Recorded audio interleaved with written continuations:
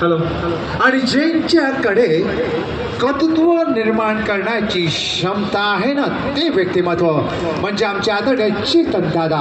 आणि चेतन दादा स्वतः आता या खाली जाणार ग्राउंडमध्ये, आणि ते आपल्या रामनगरच्या राजा या गोविंद पथकाला सन्मानित करण्यात येणार. आणि बघा तो आनंद क्षण आता काही वेळेतच आपण ॲक्च्युअल मध्ये आपण निर्माण करणार आहोत.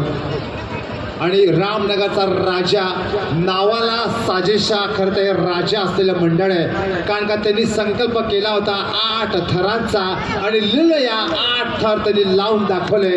आणि आता त्यांना मानाची हंडी देण्यात आलेली आहे. आणि त्यासाठी देखील बघा आपण 1 2 3 4 5 6 थर लावून ही मानाची हंडी फोडण्यात आलेली आहे.